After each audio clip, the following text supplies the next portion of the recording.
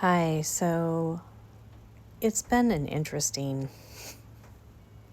last couple of weeks, and it's just been interesting. And today, I've been meaning, like I've met a few people, and I wanted to give them some thank you notes, especially this one person that I reached out to look at some schools in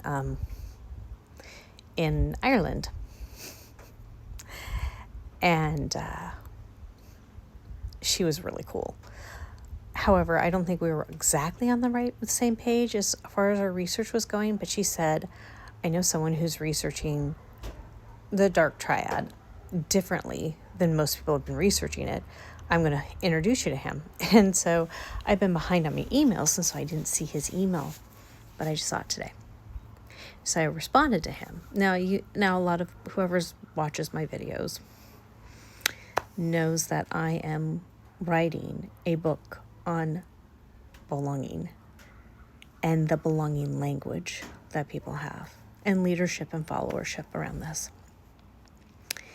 And I've been editing it. I mean, it's a pretty heavy book because the middle section is, and I've already finished section 2, is the middle section.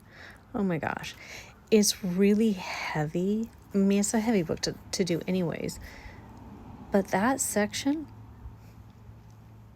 is really the science, the psychology and the science, because I think it's important that we know what psychology is saying. We know about the naughty 9. That's one of the tests. We know about ocean, which is, I'm not even going to go into what ocean is. It's the big 5. That's the other thing they call it, the big 5. And, there's not a lot out there to test for dark personalities. A lot of people will use the same kinds of things. And I think there should be. I think that people who are in what we call the dark triad, which is, I can't pronounce the other two. I think it's Malkivanism or something like that. I have a hard time pronouncing it. And narcissism.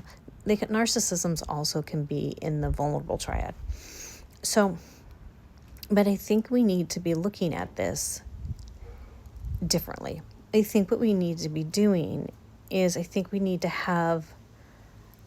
still need to do tests and personality tests, but I think we need to also be doing another test that goes along with it. You see, the reason I think that is because, well, especially what's going on in our society right now, but this can help us also define leaders. It can help us define followers. In fact, I'm going to tell you a story right now. Before I was going to tell you, before I tell you that story, she introduced me to someone who's studying the dark triad differently, if I didn't say that already. And I just sent him an email. So I'm so super excited. And if it's a possibility of possibly going to college out there, that's great. But I also have a possibility of, for the next 6 to 9 months, being trained at Hogan, which is so cool, around personality. And they're like the top places around personality. So it's just like things are opening up, which is super exciting. So back to what I'm about ready to share. I knew this person.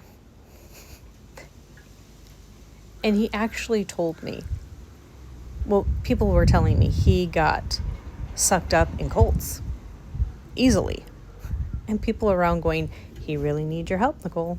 And I'm like, I'm not helping this guy.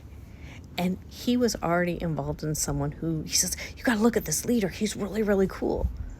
And I'm like, I looked him up and I was like, ew, this guy's been arrested. This guy's scammer.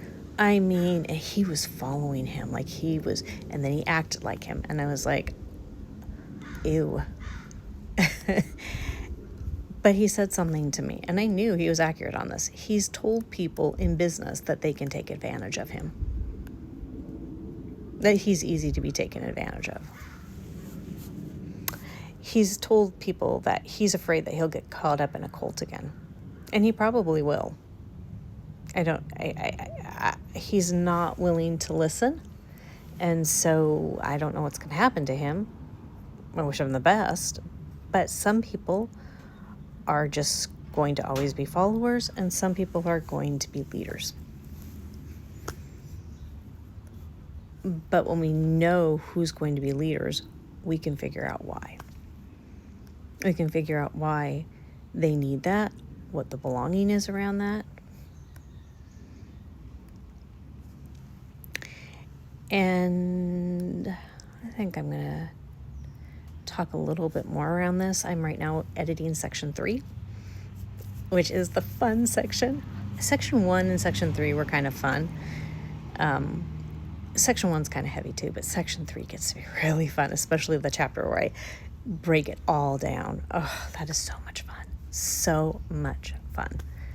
I know that sounds weird. I get to break down dark personalities and how they create belonging. You're not a true crime fan, are you? No, I'm really not. It's very fascinating, the fact of people, not getting healing. And I want to say something. I just recently watched a video around people talking about, well, you should just go get healing, and people not being able to afford mental health and stuff like that. I know that's an issue, but I also know that there's tons of YouTube videos, tons of things out there that can actually help people before they get to the thing of not having a counselor, and it can really help them. So there's opportunities, but I'm going to talk about something in just a second that is going to continue on the dark personality type of thing a little bit, and need a little, maybe, I don't know.